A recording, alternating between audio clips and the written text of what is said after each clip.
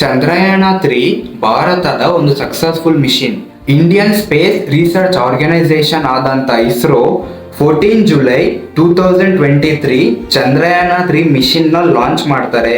23 August 2023 ಅಷ್ಟರಲ್ಲಿ ಚಂದ್ರನಿನ south ಪೋಲ್ಗೆ ಹೋಗಿ land ಆಗುತ್ತೆ.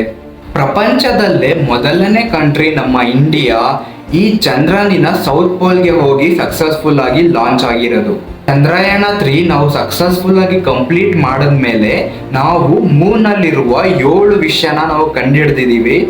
ಇದನ್ನ ಮೂನಿನ ಸೀಕ್ರೆಟ್ಸ್ ಅಂತ ಹೇಳ್ಬೋದು. ಈ ಮಿಷನ್ ನ ನಡೀತಿರ್ಬೇಕಾದ್ರೆ ಎಲ್ಲರೂ ತುಂಬಾ ಹೈಪಲ್ ಇದ್ರು. ಅದಾದ್ಮೇಲೆ ಯಾರು ಅಷ್ಟೊಂದು ಇದ್ರ ಬಗ್ಗೆ ಮಾತಾಡ್ಲೇ ಇಲ್ಲ. ವಿಕ್ರಮ್ ಲ್ಯಾಂಡರ್ ಇಳಿದ ಮೇಲೆ ಅಲ್ಲಿ ಎಷ್ಟೊಂದು ವಿಷಯನ ಅದು ಕಂಡುಹಿಡ್ದಿದೆ. ಆ ಕಂಡುಹಿಡ್ದಿರೋ ಎಲ್ಲಾ ವಿಷಯನ ಇಸ್ರೋ ಸೈಂಟಿಸ್ಟ್ಗೆ ಅದು ಶೇರ್ ಮಾಡಿದೆ. ಈ ವಿಡಿಯೋದಲ್ಲಿ ಅದು ಏನೇನ್ ಶೇರ್ ಮಾಡಿದೆ ಅನ್ನೋದು ಪ್ರತಿಯೊಂದು ಕೂಡ ನೋಡೋಣ. ಚಂದ್ರನಿನ ಮೇಲೆ ಮನುಷ್ಯರು ಒಂದು ಕಾಲೋನಿ ಮಾಡ್ಕೊಂಡು ಬದುಕ್ಬೋದಾ?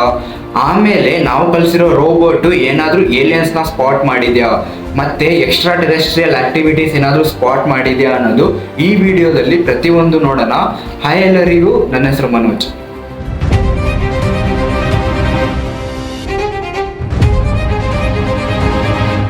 ಮೊದಲು ಚಂದ್ರಯಾನ ಮಿಷನ್ ಅಲ್ಲಿ ನಾವು 2 ವಿಷಯನ ಮೂನಿನ ಸೌತ್ ಪೋಲ್ಗೆ ಕಳಿಸಿದ್ವಿ. ಅದೇನು ಅಂದ್ರೆ ಮೊದಲನೇದು ವಿಕ್ರಮ್ ಲ್ಯಾಂಡರ್. ಇದೊಂದು ಆ ಮೂನ್ಗೆ ಹೋಗಿ ಇಳಿಯುವ ಒಂದು ಲ್ಯಾಂಡರ್, ಒಂದು ಔಟರ್ ಬಾಡಿ. ಇದ್ರೊಳಗಡೆ ಒಂದು ಸಣ್ಣದಾಗಿರೋ ಒಂದು ರೋಬೋಟ್ ನ ಇಟ್ಟು ಕಳಿಸಿದ್ವಿ. ಆ ರೋಬೋಟಿನ ಹೆಸರು ಪ್ರಜ್ಞಾನ್ ರೋಬೋಟ್. ಈ ರೋಬೋಟ್ ಆ ಲ್ಯಾಂಡರ್ ಇಂದ ಒಳಗಿಂದ ಈಚೆ ಬಂದು ಅಲ್ಲಿ ಮೂನಿನ ಸರ್ಫೇಸ್ ಮೇಲೆ ಟ್ರಾವೆಲ್ ಮಾಡಿ ಅಲ್ಲಿ ಎಲ್ಲಾ ವಿಷಯನೂ ಅದು ಸ್ಟಡಿನ ಮಾಡುತ್ತೆ.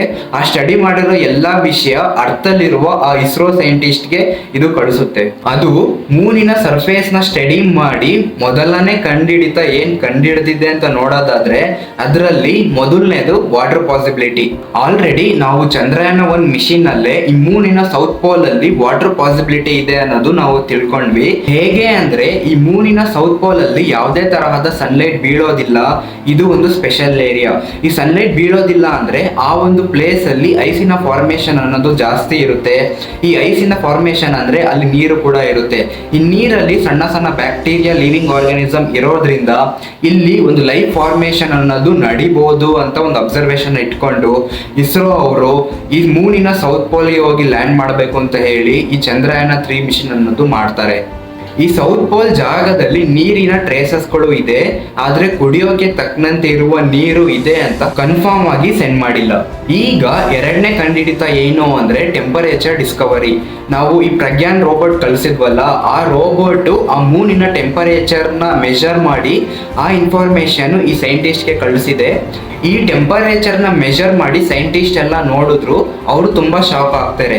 ಯಾಕೆ ಅಂದ್ರೆ ಮೂನಿನ ಸರ್ಫೇಸ್ ಟೆಂಪರೇಚರ್ -50 ಡಿಗ್ರಿ ಇದೆ.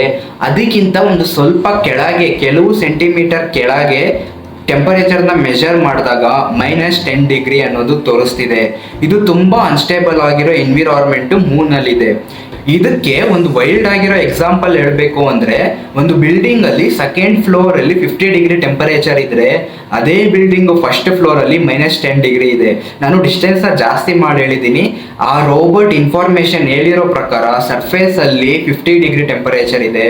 ಅಲ್ಲಿಂದ ಒಂದು ಸ್ವಲ್ಪ ಸೆಂಟಿಮೀಟರ್ ಕೆಳಗೇನೆ -10 ಡಿಗ್ರಿ ಇದೆ. ಇದು ಒಂದು ಡೇಂಜರ್ ಆಗಿರೋ ಸಿಗ್ನಲ್. ಯಾಕೆ ಅಂದ್ರೆ ಇನ್ನು ಫ್ಯೂಚರ್ ಅಲ್ಲಿ ತುಂಬಾ ಹಂಡ್ರೆಡ್ಸ್ ಆಫ್ ಇಯರ್ಸ್ ವರ್ಷ ನಂತರ ಮನುಷ್ಯರು ಮೂನ್ಗೆ ಟ್ರಾವೆಲ್ ಮಾಡಿ ಅಲ್ಲಿ ಒಂದು ಕಾಲೋನಿ ಮಾಡ್ಕೊಂಡು ಜೀವನ ಮಾಡ್ತಿದ್ರೆ ಅಲ್ಲಿ ಟೆಂಪರೇಚರ್ ಅನ್ನೋದು ತುಂಬಾ ಡಿಫರ್ ಆಗ್ತಾ ಇರುತ್ತೆ. ಇದರಿಂದ ಮನುಷ್ಯರು ಈ ಮೂನ್ಗೆ ಹೋಗಿ ಜೀವನ ಮಾಡ್ಕೊಳ್ಳೋದಕ್ಕೆ ಸಾಧ್ಯತೆ ಇಲ್ಲ. ಮೂರನೆಯ ಡಿಸ್ಕವರಿ ಏನ್ ಕಂಡುಹಿಡಿದಿದೆ ಅಂದ್ರೆ, ನಾವು ಕಲಿಸಿರೋ ಪ್ರಜ್ಞಾನ್ ರೋಬೋಟ್ ಮೂನ್ ಅಲ್ಲಿ ಎಷ್ಟೊಂದು ಮೆಟಲ್ಸ್, ಮಿನರಲ್ಸ್ ನ ಅದು ಕಂಡುಹಿಡಿದಿದೆ. ಎಕ್ಸಾಂಪಲ್ಗೆ ಅಲ್ಯೂಮಿನಿಯಂ, ಕ್ಯಾಲ್ಸಿಯಂ, ಐರನ್, ಸಲ್ಫರ್, ಈ ತರ ಎಷ್ಟೊಂದು ಮೆಟಲ್ಸ್ ನ ಕಂಡುಹಿಡಿದಿದೆ. ಇದರಿಂದ ಮನುಷ್ಯರಿಗೆ ಅಂದ್ರೆ ನಮಗೆ ಏನೇನು ಉಪಯೋಗ ಆಗುತ್ತೆ ಅಂದ್ರೆ, ಫ್ಯೂಚರ್ ಅಲ್ಲಿ ಬೇರೆ ಬೇರೆ ದೇಶಗಳು ಎಷ್ಟೊಂದು ಈ ಮೂನ್ಗೆ ಎಷ್ಟೊಂದು ರೋಬೋಟ್ ನ ಕಳಿಸ್ತಾರೆ. ಈ ರೋಬೋಟ್ ಹೋಗಿ ಅಲ್ಲಿ ಸ್ಟಡಿ ಮಾಡೋದಕ್ಕೆ ಒಂದು ಬೇಸ್ ನ ಬೇಕು. ಈ ಬೇಸ್ ನ ಕನ್ಸ್ಟ್ರಕ್ಟ್ ಮಾಡೋದಕ್ಕೆ ಈ ಮಿನರಲ್ಸ್ ಎಲ್ಲ ಯೂಸ್ ಆಗುತ್ತೆ.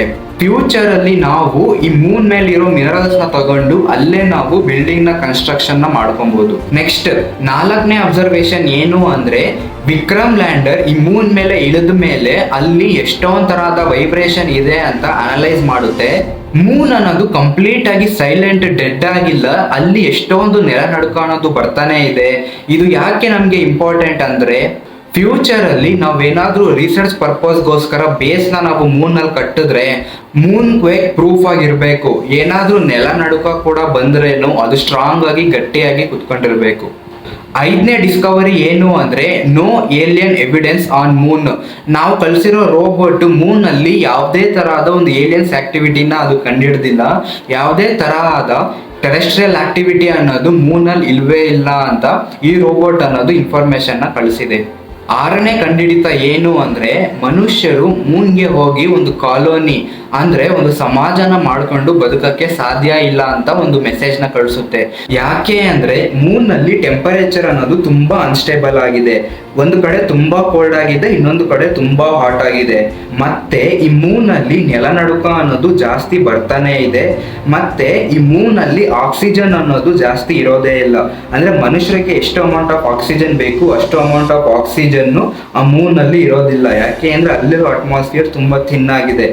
ಕೊನೆಗೆ ಹೇಳುತ್ತೆ ಈ ಮೂನ್ ನಲ್ಲಿ ವಾಟರಿನ ಟ್ರೇಸಸ್ ಗಳು ಇದೆ, ಆದ್ರೆ ಕುಡಿಯೋಕೆ ತಕ್ಕನಂತೆ ಇರುವ ನೀರು ಇಲ್ಲಿ ಇಲ್ಲ. ಅಂದ್ರೆ ಡ್ರಿಂಕಿಂಗ್ ವಾಟರ್ ಅನ್ನೋದು ಮೂನ್ ನಲ್ಲಿ ಇಲ್ಲ. ಈಗ 7ನೇ ಅಬ್ಸರ್ವೇಷನ್, ಕೊನೆಯ ಅಬ್ಸರ್ವೇಷನ್. ಈ ಅಬ್ಸರ್ವೇಷನ್ ಅಲ್ಲಿ ನಾವು ವಿಕ್ರಮ್ ಲ್ಯಾಂಡರ್ ನ ಮೂನ್ ಮೇಲೆ ಲ್ಯಾಂಡ್ ಮಾಡಬೇಕಾದ್ರೆ ಅಲ್ಲಿ ಎಷ್ಟೊಂದು ಸಾಯಿಲ್ ನ ಮೂವ್ ಮಾಡಿದೆ. ಆ ಲ್ಯಾಂಡ್ ಆಗ್ತಿರೋ ಇಂಪ್ಯಾಕ್ಟ್ ಅಲ್ಲಿ 2.06 ಟನ್ ಅಷ್ಟು ಲೂನರ್ ಸಾಯಿಲ್ ನ ಅದು ಮೂವ್ ಮಾಡಿದೆ. ಇದರಿಂದ ಮೂನಿನ ಸರ್ಫೇಸ್ ಅಲ್ಲಿ ಒಂದು ದೊಡ್ಡ ಇಂಪ್ಯಾಕ್ಟ್ ನ ತಂದಿದೆ. ಫ್ಯೂಚರ್ ಅಲ್ಲಿ ಮೂನ್ ಲ್ಯಾಂಡಿಂಗ್ ಮಿಷನ್ ಮಾಡಬೇಕಾದ್ರೆ ಇದೆಲ್ಲ ವಿಷಯನ ಗಮನನ ಇಟ್ಕೊಂಡು ಒಂದು ಬೆಟರ್ ಲ್ಯಾಂಡಿಂಗ್ ಸಿಸ್ಟಮ್ ನ ಮಾಡಿ ಆಮೇಲೆ ಮೂನ್ಗೆ ತಗೊಂಡು ಹೋಗ್ಬೇಕು. ಇಷ್ಟೊಂದೆಲ್ಲ ಅಬ್ಸರ್ವೇಷನ್ ಕಂಡಿಡಿತಾನ ಆ ಪ್ರಜ್ಞಾನ್ ರೋಬೋಟ್ ಅನ್ನೋದು ಕಂಡಿಡಿದು ಇಸ್ರೋ ಸೈಂಟಿಸ್ಟ್ ಗೆ ಕಳಿಸಿದೆ. ಆ ಇಸ್ರೋ ಸೈಂಟಿಸ್ಟ್ ಅವರು ವೆಬ್ಸೈಟ್ ಅಲ್ಲಿ ಇದನ್ನೆಲ್ಲ ಮೆನ್ಷನ್ ಮಾಡಿದ್ದಾರೆ. ಸೊ ಅದನ್ನ ನೋಡಿ ನಾನು ಈ ವಿಡಿಯೋನ ಮಾಡಿದೆ. ಈ ವಿಡಿಯೋನ ಇಷ್ಟ ಆಗಿದ್ರೆ ನಿಮ್ಮ ಫ್ರೆಂಡ್ಸ್ಗೆ ಶೇರ್ ಮಾಡಿ ಮತ್ತೆ ಸಬ್ಸ್ಕ್ರೈಬ್ ಕೂಡ ಮಾಡಿ. ಇದೇ ತರ ಇಂಟ್ರೆಸ್ಟಿಂಗ್ ವಿಷಯ ಬಗ್ಗೆ ನಾನು ಮಾತಾಡ್ತಾನೆ ಇರ್ತೀನಿ. ಮತ್ತೆ ನಾಳೆ ಇನ್ನೊಂದು ವಿಷಯನ ನಿಮ್ಮ ಹತ್ರ ತಗೊಂಬಂದು ಮಾತಾಡ್ತೀನಿ. ಅಲ್ಲಿವರೆಗೂ ಟೇಕ್ ಕೇರ್, ಬಾಯ್.